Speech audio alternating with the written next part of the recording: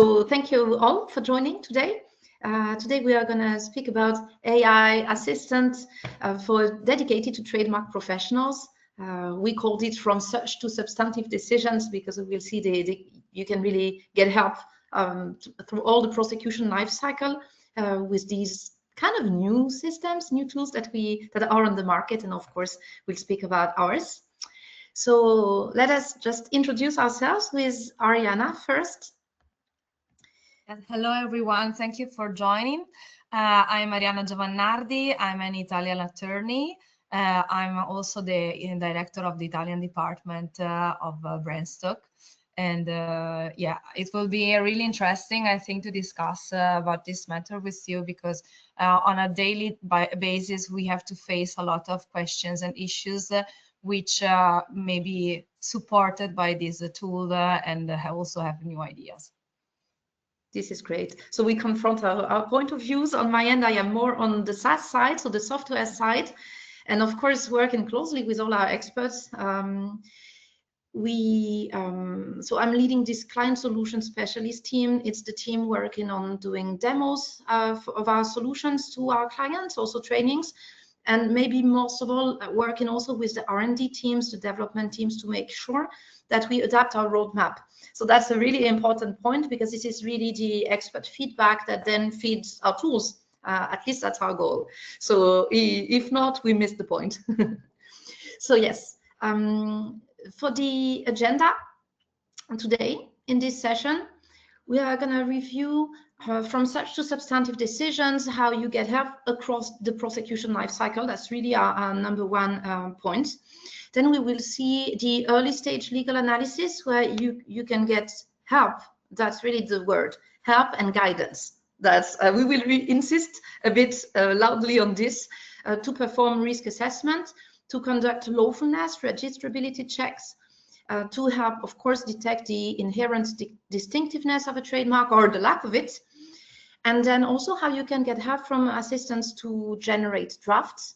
So drafting of goods and services is one thing, but of course also drafting of a reply to an office action and drafting opposition or cancellation submission. Then we wanted to highlight also how we try, at least internally at Questel, to integrate the different tools and to build bridges between those tools. So here speaking mostly about the IPMS, but also on how we want to use also the search tool data Markify. So what's our plan there? So this is the agenda, and happy to have Arianna with us, yes, to comment and give some insights on where the struggles are, because if no struggle, we don't need these kind of solutions. So to jump in, we are starting with the intelligent assistance across the prosecution lifecycle. And the goal here is to review together at which stages you can get help. It's a bit what we covered already in the agenda, to be honest, so I'm not really diving on it too long. But as said, at creation stage, you can get help on the registrability check part of things, inherent distinctiveness or not, analysis of the linguistic meaning. And we will see some real life examples and some totally fake scenarios where we try to use those skills. In Qthena, our tool, this is what we do, we call it a skill. So the aim is that the SaaS solution is skilled enough to help you on specific use cases.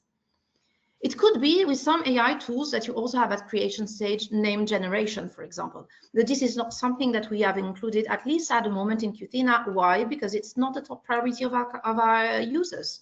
So that's really the why. It could change. Search stage, so to get risk assessment. At filing stage, and here, we are speaking about trademarks today. So I'm skipping a bit the patent part, but it is written in the slides. You can, of course, get kind of parallel corresponding features on the patent side. So here we are going to speak about goods and services drafting when they would be speaking about patent drafting. Prosecution, it was what we were citing before, reply to office action, opposition submission or cancellation request.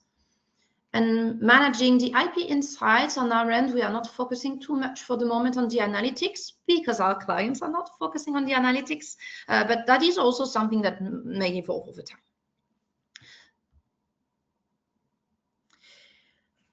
Intro, but important, the human in the loop approach.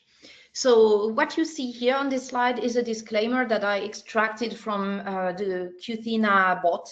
One of its replies was, hey, disclaimer, this is based on the information provided first. And second, it doesn't mean that you can escape any human legal analysis. So anyway, legally, you are bound to have your point of view. I mean, this is an important part. So be it in your teams in-house, be you a corporate or law firm, or be you outsourcing this legal review to someone, anyway, someone must come in and check what has been provided by Qthena. We still have many tactics set up in the system that are put in place to have really accurate answers, accurate replies by those large language models, LLMs, that we use in Qthena. What we use, by the way, is Gemini from Google. Currently, it could change over time. This is what we decided to use in our AI assistant because currently it's the best for these goals, not for everything.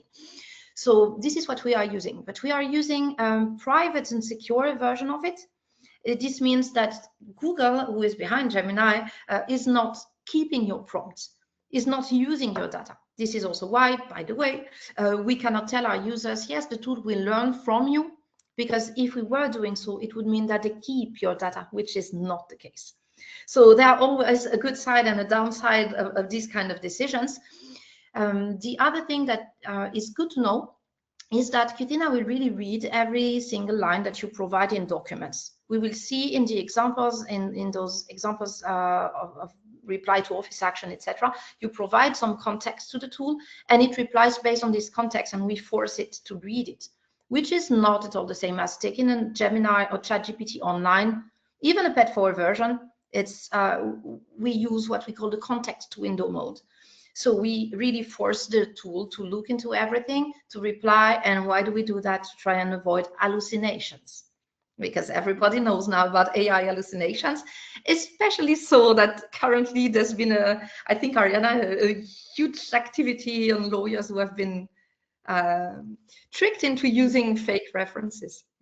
Absolutely. Well, I remember that the first case we had in Italy was from the court of Rimini on the Riviera, and actually a lawyer was condemned by the judge because he used some case law retrieved via ChatGPT, etc. But in mentioning it, actually it cited, you know, the numbers of the decision and also the text of the decision, so the content of what was interesting for the lawyer. But these decisions were totally fake, so he was sanctioned. And the same happened recently also in the US, in UK. So what's important is that we always need to pay a lot of attention and always keep in mind that what you put inside is what you get. So if you put in the system correct information, clear information, you will get a clearer view and clear information. But we must also always have a critical approach when we obtain some results, especially when we're talking about case law, for example, because the risk of fake information is real, especially because these tools, for example, ChatGPT, etc., are instructed to give you an answer anyways. This is why we suggest, and there's this disclaimer, of course, to always counter check what is the outcome. But on the other side, we've managed into Qthena to try overcoming some of these hallucinations with all the IT solutions that were found on our side. So even though it's a safer place, I would say, than other tools, of course, we always need to provide also with our critical approach and experience. And you're right, it's also about being critical, because we will see with reply to office action, the tool will provide you with strategies, but the choice of the strategy to apply is up to you, even though, of course, the tool is also there to tell you, like, if you can ask it, what would be the best strategy, and it would answer. But anyway, it would give you a choice of strategies. So yes, that's I think the security, privacy, disclaimer, legal opinion part is the absolutely needed intro before we dive into the examples. Just very quickly also, on at least in our system, it's really not only all about AI and chatbots. That's of course the core of it, but that's not the only part. There's some authorization. It means that the tool is able to find content inside images. This is what we call text content inside images. So it reads images, it can comment. Document review and annotation with the Adobe Reader and more. A word processor translation. This is also because those LLMs, and they are really getting better. And we are prompting we take Gemini, but then our teams pre-prompt it. So they make it IP savvy and they improve it. So that's really, they improve it for your needs. So the translations are really surprisingly good. Collaboration also within, and search inside your content, search inside your folders, your documents, etc. So yes, AI is key, but it's never only about AI, whatever the discussion. We have a few polls in the session, not a lot, but this is our first one, and we would like to know from you for which of the cited use cases you think that AI helps you most. And here we thought about registrability check, goods and services drafting, reply to office actions. What are the ones in which you would, either you are or you would use it more because you think it's maybe where either you have more difficulties?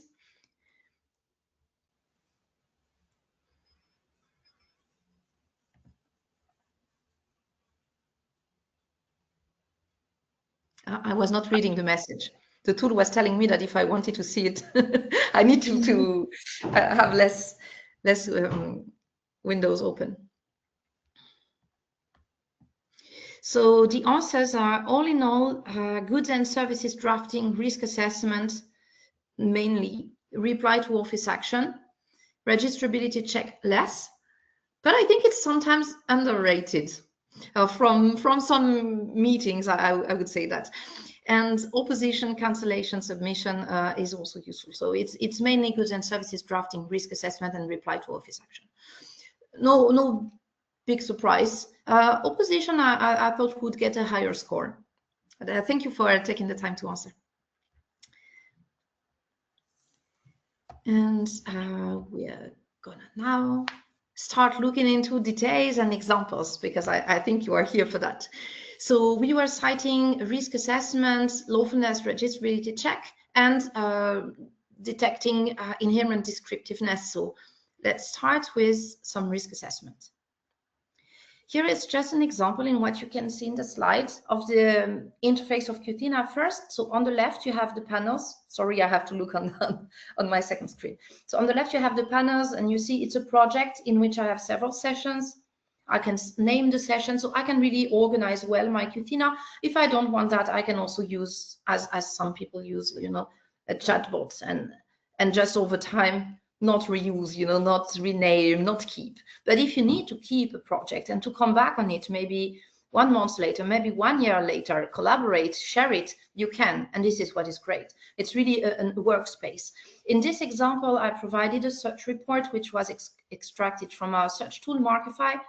So there's a search report, and then started asking Qthena to analyze the search report. Of course, we are not here to look into all the details. It is not possible, but just to show that this is the kind of things you can do with Qthena. You can have maybe only 2 trademarks that you want to compare, and just provide the details of those 2 trademarks, and that we will see another example like that, or a search report that you provide. If you provide a search report, and exactly as Ariana was saying before, the more accurate you are, the more accurate the answer will be. So we would really advise, sorry, I was looking for the word, advise to maybe filter out a little bit the report before you give it to Qthena. What it will do is not comment each and every result, but it will extract the most tricky results out of it and draft a review, an overall review of the report. And because the chatbot is there, it's open for you. It's your own chatbot. You can start asking questions. And did you find any goods and services that were relating to whatever vegetable, as an example? And it can find into all the languages, because there is no problem with languages for the LLMs. You can chat by writing, and you can also use the speech to text. So here it's really for you to have a kind of vision of what Qthena looks like, and how you can either provide a document that is the scope, the context in the session, or simply write in the chat and explain what you are willing to do. So this was just introduction to the interface, and it was a fictive scenario of I want to compare Axel with double C to Axel with an X. And if the question was, will it be able to compare goods and services and the signs themselves, the answer is yes. That is the goal of the risk assessment, really. Maybe I go to the next one to start discussing with you, Ariana, also. I think this one is a funny case. This risk assessment example here was the McQueen versus McDonald's. And the tool has analyzed first the image. It's to show that the tool is able to not only find the image, but also analyze its content. So it started describing, it's a direct inversion of one of the most famous trademarks in the world. So risk of refusal would be high. I'm not sure sometimes, I don't know, in this example, for example, I took it because it's a funny one. I'm not sure everybody would think, do I really need this tool to help me? I would say, depending on the jurisdictions, yes. And also, the goal is to gain time, Ariana, in writing, you know, your review of what you think about that's for sure. That's for sure. Actually, maybe this example is a bit extreme, but also because the purpose was of showing the comparison between the signs.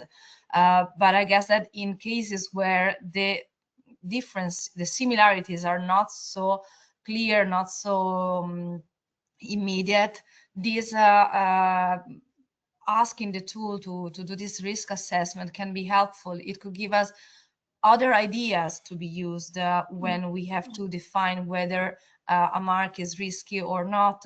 And also, well, in this case, for example, the tool suggests to abandon the design, and I think that all the lawyers here would say the same. Not only due to the similarity of the signs, but also the fact that McDonald's could also raise issues connected to the association of cannabis products to food. So there's a matter also of brand reputation apart from the infringement. On the other side, in other cases where we don't have such similar trademark, I think that having a tool giving you some additional ideas, some support can of course give the possibility of gaining some time because it analyzes all the information for us and gets back to us with information that maybe would take time for us to retrieve.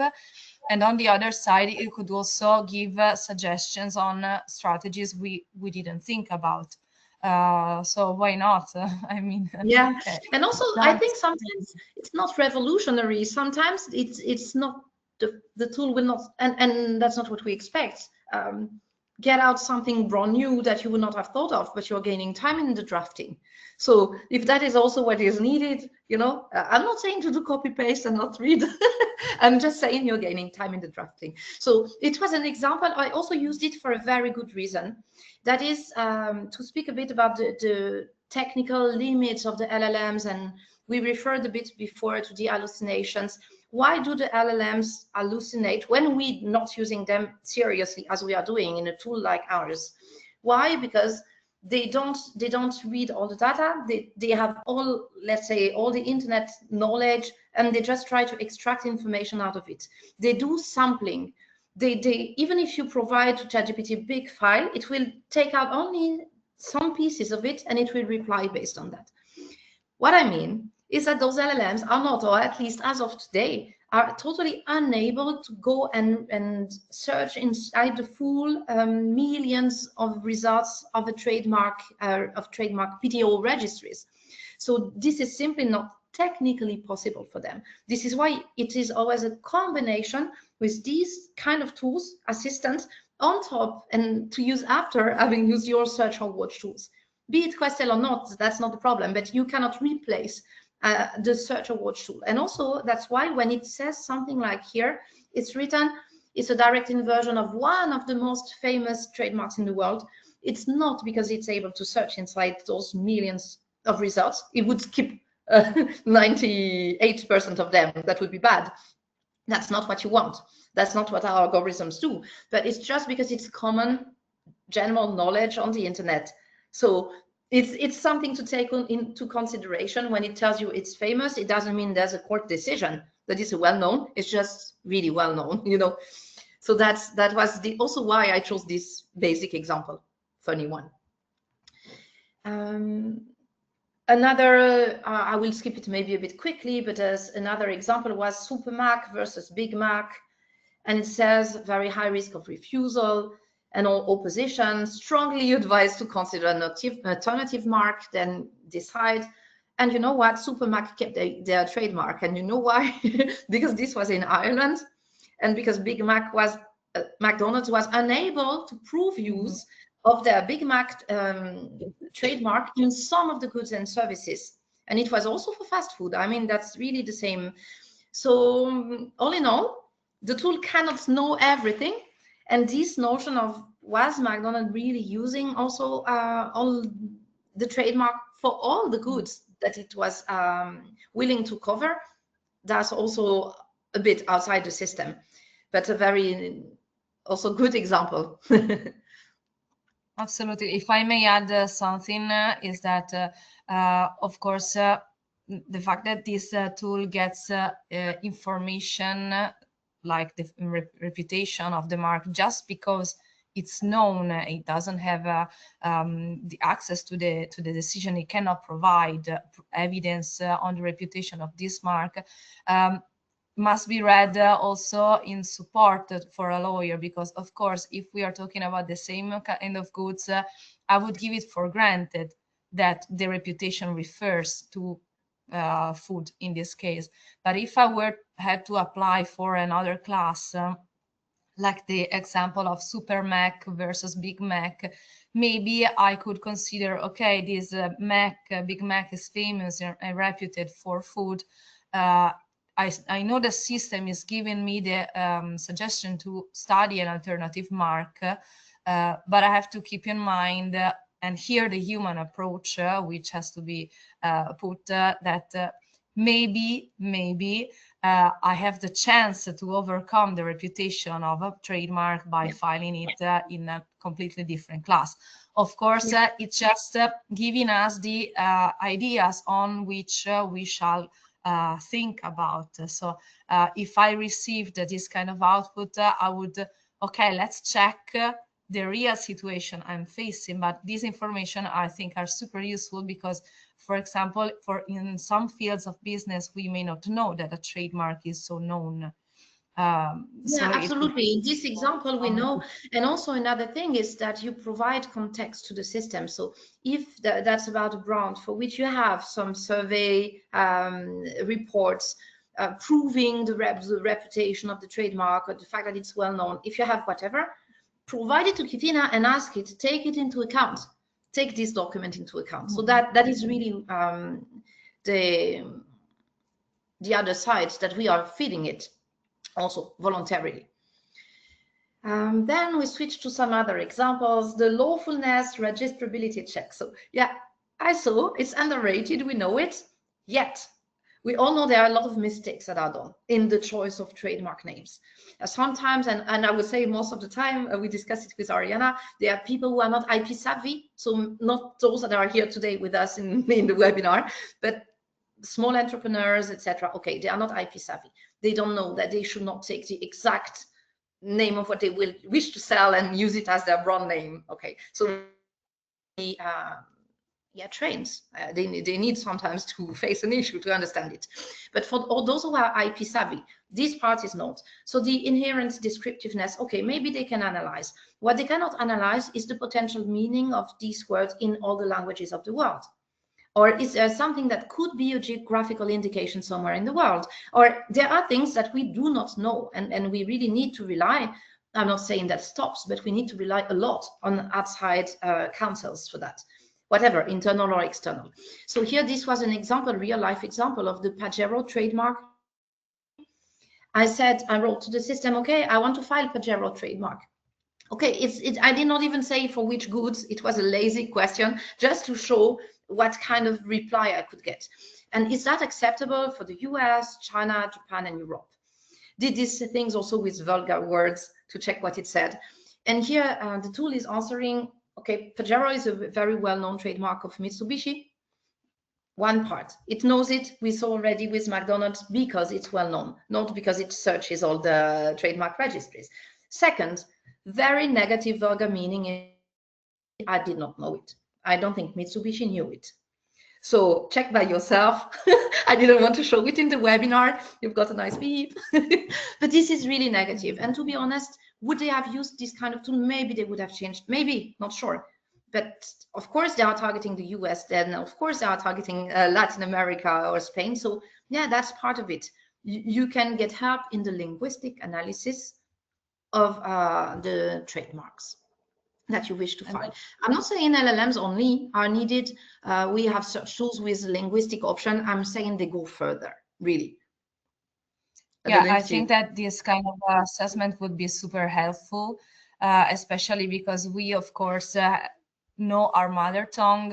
We work in a different language, but most of the time our foreign language knowledges are limited. I may know some French or Spanish, but I wouldn't have known the meaning of pajero if it wasn't for this example, for example. So that's it. We have to assess, especially for clients who are going to start very big filing projects and need to assess the chances of success of a registration at the phase of examination before the offices.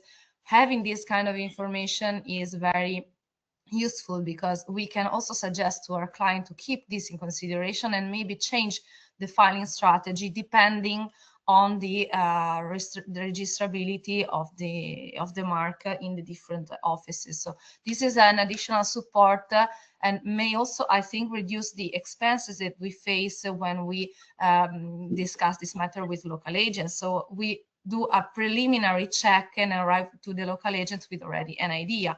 And this reduces the cost. It's to try to do the knockout more efficiently, because for sure when you have to dig, as we were saying, you don't escape the deeper legal advice. But at least if you right away see there's a big blocker, maybe that's really an important trademark for you. There's a good reason you keep this brand, maybe not, and in this case you skip it right away. So it's a great, I think, gain of time. It was an example. I don't know if I put others there. Drill Monster, this was more here the descriptiveness part. It's a fake trademark for drilling machines. Okay, so the tool analyzes the descriptive part is drill, the fanciful part is monster, all in all together, rather suggestive. And then it answers country by country, because I asked it, yeah, could I potentially file it in those countries? And we are all trademark experts, so it's just a little, visual extracted from the WIPO website. But we all know that the more fanciful the trademark, the better in terms of protection. So and then that remains a choice. But yeah, here the tool is helping you analyze. Sometimes, once again, you may know it, but you need to report it externally, and you use the tool to provide the draft very quickly. So that's also it. It were some examples of it. We have a second poll for you, and that it would be on which AI, large language models, you're using for your trademark related workflows.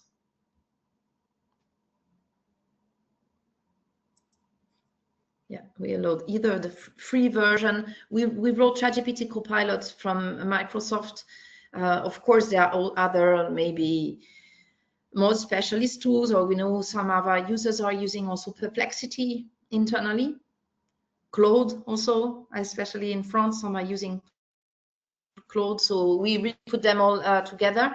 I'd rather to see if it was the free version, the paid version, or internally developed. Yeah, that's quite a big amount of internal version developed in-house. So of course, what can be nice when you are developing something in-house, if it is really internally developed and not just I'm using ChatGPT and I'm providing my documents in an internal developed interface, which is different. But if it is really the LLM you develop in-house, what's nice is the part when you are developing something sometimes in-house.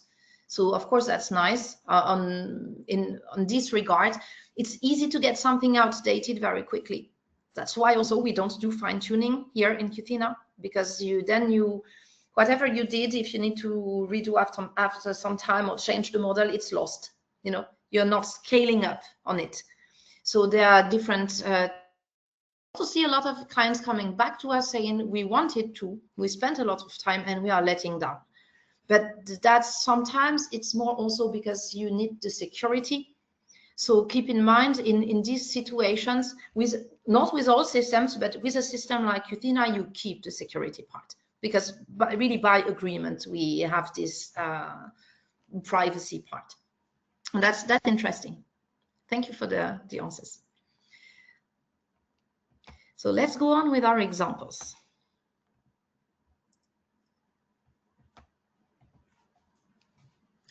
And now we switch to the drafting workflows examples.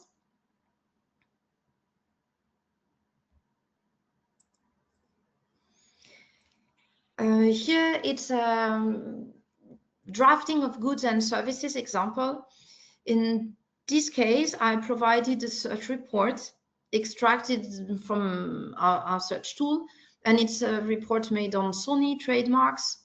I provided trademarks from different trademarks of Sony, but then I asked ChatGPT, I was speaking about ChatGPT. I asked Qthena to draft goods and services that are for a trademark that would be similar to the Bravia one, because a lot of the Bravia brand was included in my report.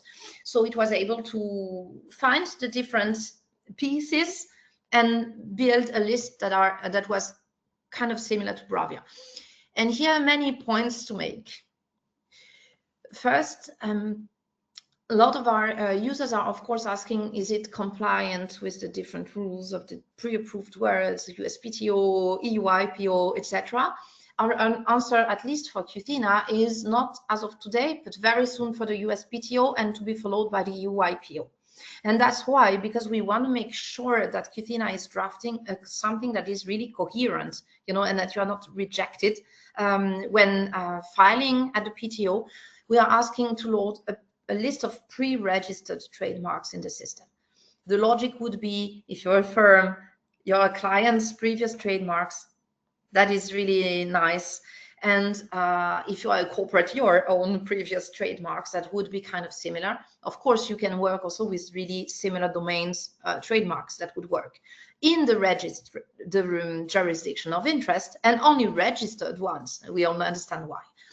And soon what we will do is be able to grab directly those pre-approved words. And we know it's something that is needed not only, but especially in the US, because they added a fee this year.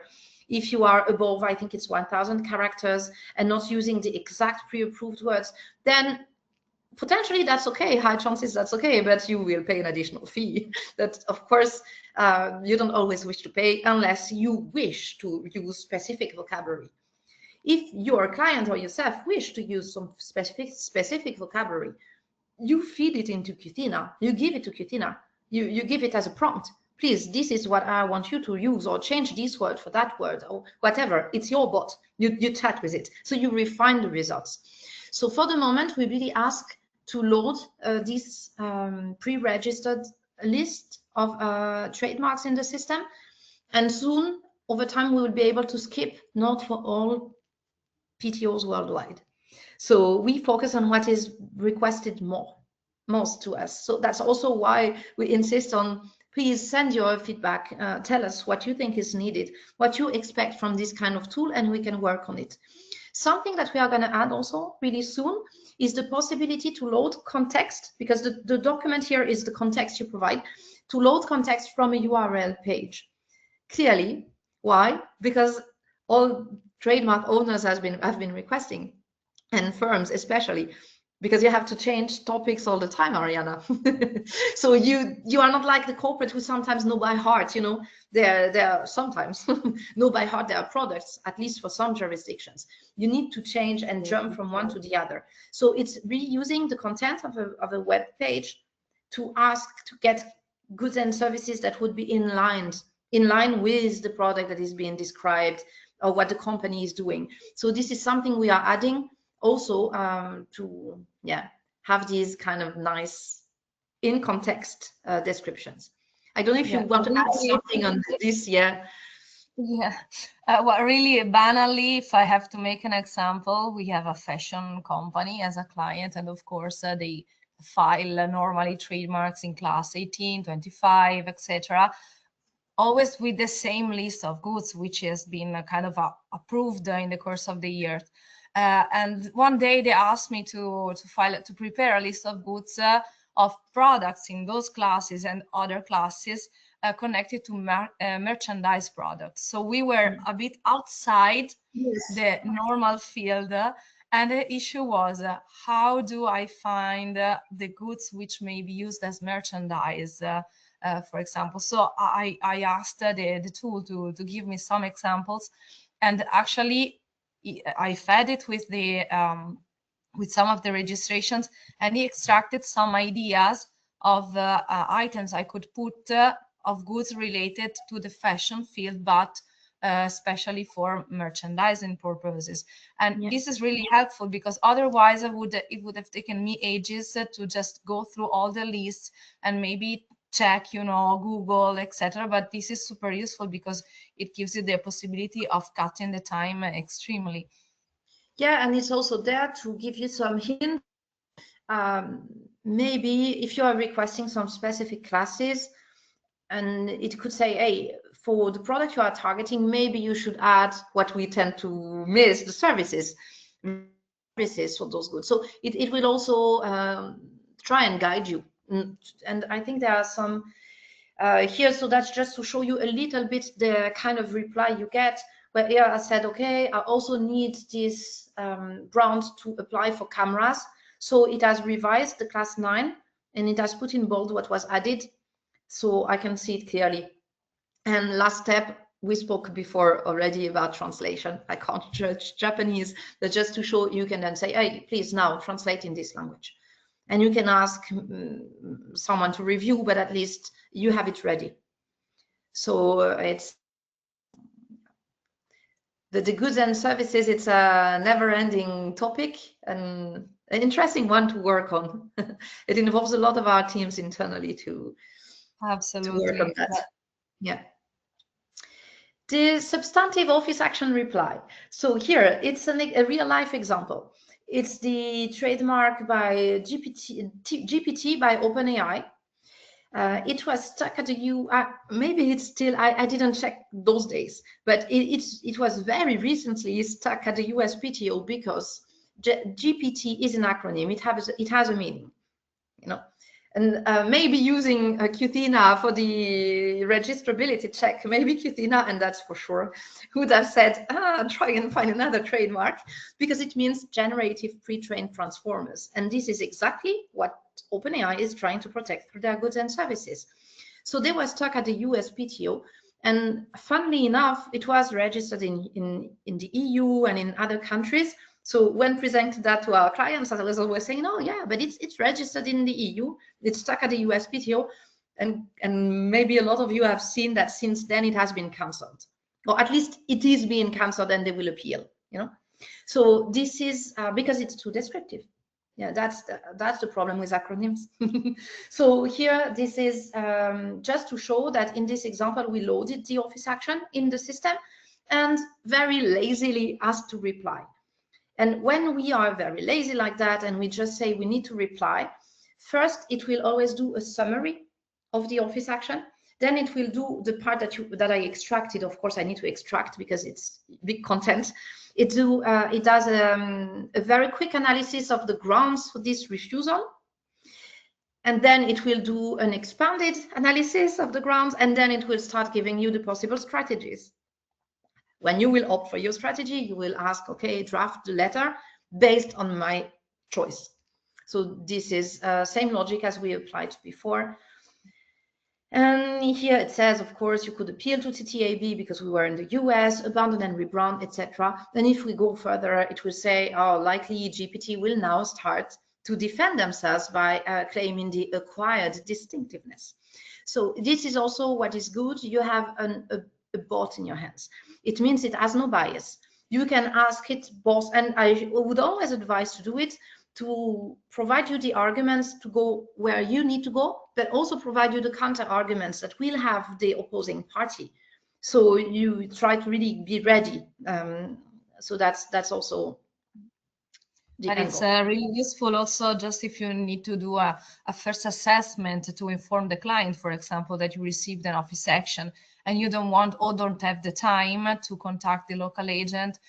You can ask Qthena to give you the first examination of the provisional refusal based on the local trademark law, and then you can already give some information to the client, because of course maybe lots of us have experience before the USPTO or the UIPO, so we more or less know the approach. But what about other jurisdictions? So if I have to, for example, examine a refusal in the Philippines and I have no time and have no clue, this is going to be really helpful to give the client a first idea of what happens next. And that's it. And then there's the structure of the reply also.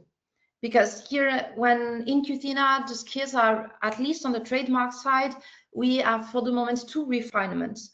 One is a refinement for the EU IPO, the other a refinement for the USPTO. It means if when you use the US skill, it really replies with the structure expected by USPTO. Same for the EU IPO. If you want to use it, that's why I was speaking about templates before. If you want to use it for another jurisdiction, of course, please do. Just keep in mind, we improved the structure of the reply for a specific jurisdiction. So whatever element you have in your hands, if you have the structure of a reply, an example one you are using usually, give it to Qthena, give it as a template, tell it to respect this structure, and it will replace its original one you provided. But otherwise, it will use the structure that is expected for USPTO or EU IPO. So that's also for this part of things that can be interesting. The opposition, cancellation, submissions examples now. Here we have a fictive scenario. In our watch system, I set up a watch on Lego trademark and found a trademark that is called Lego Toys, covering same goods, like class 28, really same goods, and provided a such report from the Lego trademarks. Ask Qthena on the basis of which trademark we could oppose the Lego Toys. What's calculate the risk, because, or the chances rather, but that's the same as risk assessment at watch stage, you know, for enforcement.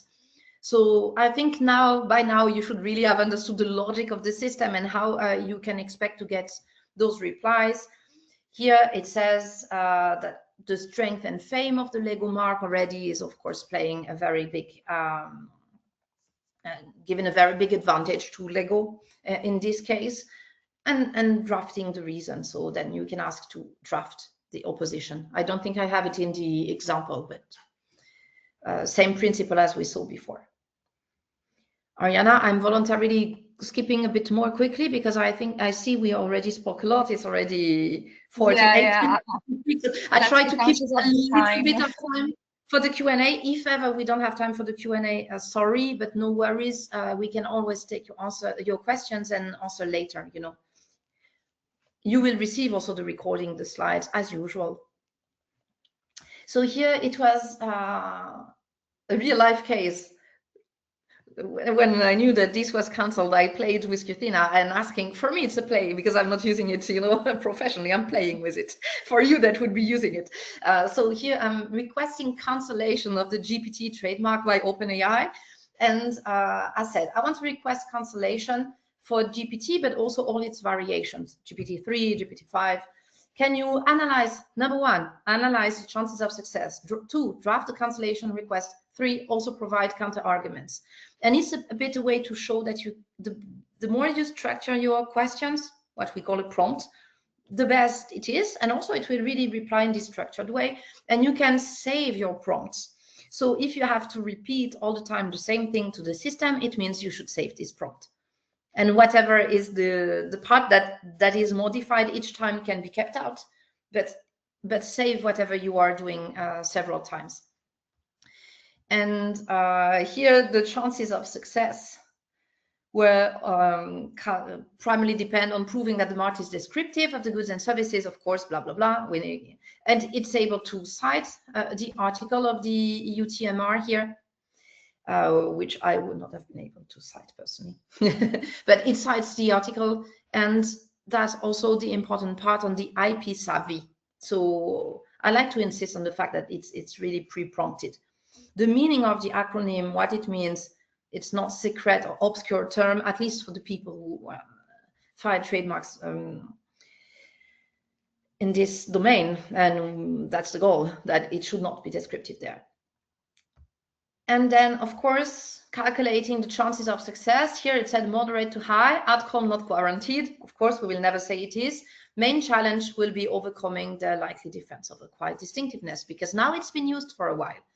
Of course, the answer would have been totally different 1 year ago, 2 years ago. So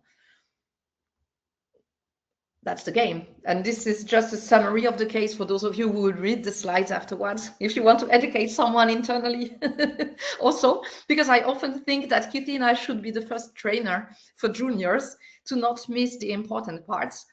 I'm not saying it cannot serve seniors. I'm not at all saying that, because I think everybody gains time for sure.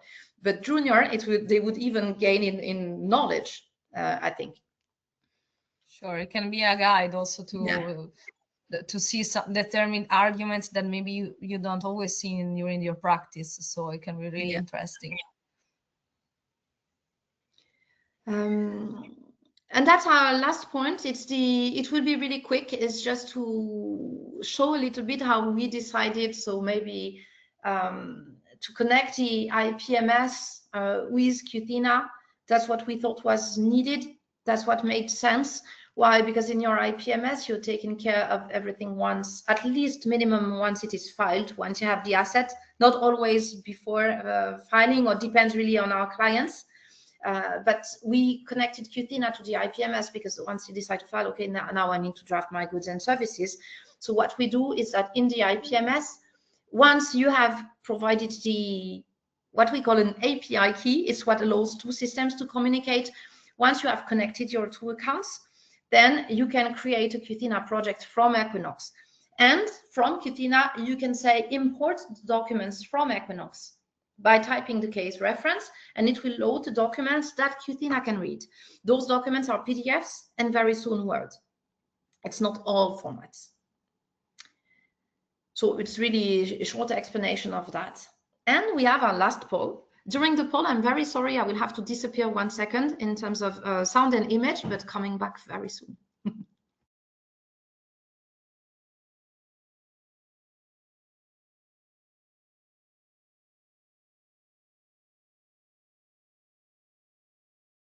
So the question was, for you, is the connection to the IPMS a big plus? And why did we ask this question? Because all in all, these choices of interconnections are not the easiest ones from a provider point of view. It's we try to do what we think is best, but it's more difficult to assess than what use cases should we work on. This is easy to assess. So here we see that there's 47% yes, great. So you are validating our choices, and not really for some of you, do not know for others. Yeah, okay. Yeah, this is nice.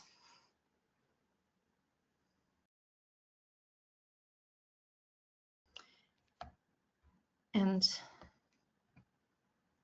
our last, I think, slides are on the upcoming integration with Markify.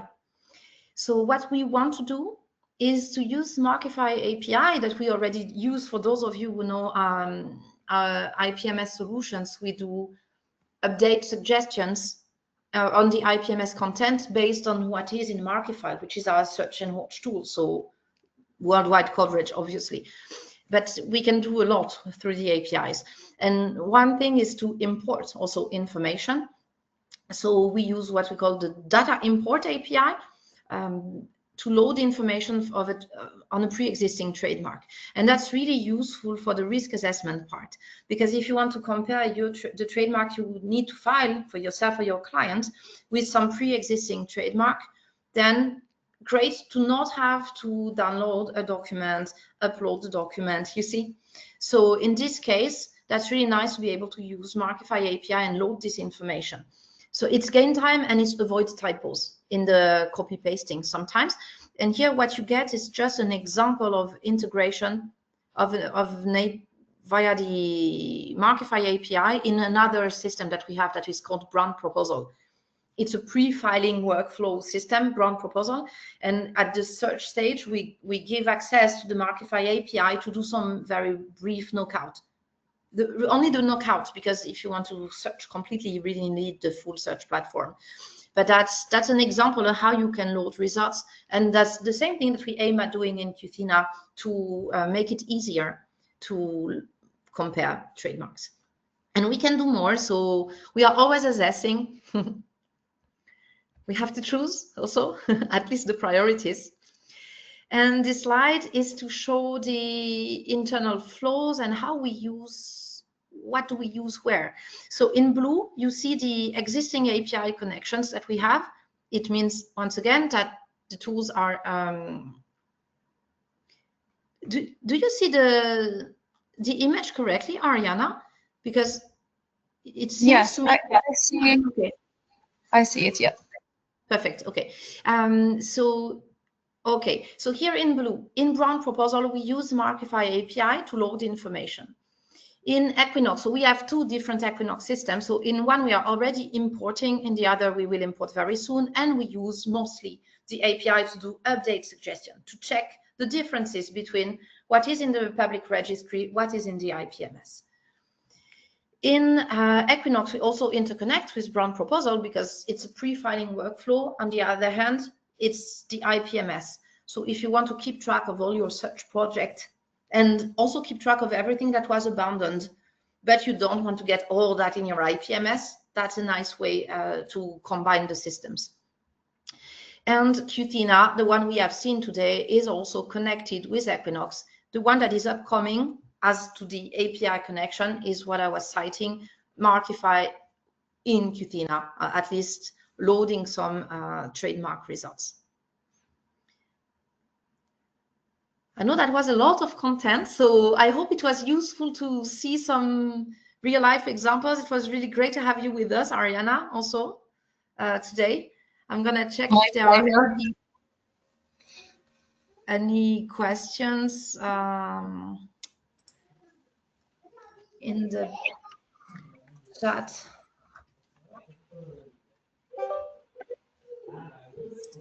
I see a couple of questions. I have a problem with my screen. It seems I can't. I don't manage to hide. Okay, maybe. I don't know why I don't manage to access. I had to switch screens at some point, and I don't manage to access the chat. Maybe through here. Okay, great. I managed. So someone asked if we would share the slides. We said yes. Then there was a question, do you know any foreign PTO using Copilot for trademark examination or other private tools for that matter? Great presentation. Thank you for the great presentation. For trademark examination, yes, we know that some PTOs use some tools. It's a bit wide because really some tools like Qthena, I'm not sure. I guess yes, but I'm not sure. Even Qthena may be on the patent side because I'm on the trademark side and those skills are recent. Maybe on the patent side it is used by some PTOs and I don't know. What I know is that we are presenting a lot of our different systems to many PTOs and many are clients. Not only Qthena, I mean. As for Qthena, yes, trademark skills are recent. So on this regard, for our own tool, I don't think I can answer. Maybe on the patent side, not yet on the trademark side, but that is for sure open. Because for us, PTOs are clients like any other, you know. Yeah, maybe I can answer to the one regarding the best way to enforce infringement. If I understand the question correctly, actually what we can do when we have to face enforce infringement, if we have to act against an infringer, I would ask Qthena, maybe with the support, of course, uploading some documents and information, to provide me with some strategies, with some ideas that I can use to argue the infringement. Vice versa, if I had to defend, I would try to claim, for example, to ask Qthena to provide me a draft reply and claiming the legitimate use and registration of my mark. I think that what we can do with this kind of tools is really playing a lot and using them for suggesting strategies, information, analyzing documents, and all in all together, they will give us a very useful output on which we can rely and further analyze and use. And I think, Ariana, we answered the questions. I have also, what is the cost model of Qthena? Maybe that's the little bit of the question I did not see before. So the cost model is a per user basis. So really the best is to really ask your what we call key accounts manager at Questel, and they can provide you with, if you want a very quick estimate, you just need to know how many persons you think would be using the system, how many on the patent side, how many on the trademark side. You give this information and they can provide you an estimate very easily. That's the basis of it. Quite simple. So thanks again, Ariana, for the time with us. And we free you to take care of. No, thanks a lot. It was my pleasure, and it's always very interesting to discuss about this topic. So thanks also to all the people who attended. And we took a lot of time of their time. So thanks for the patience as well. Goodbye. We'll see you soon. Bye.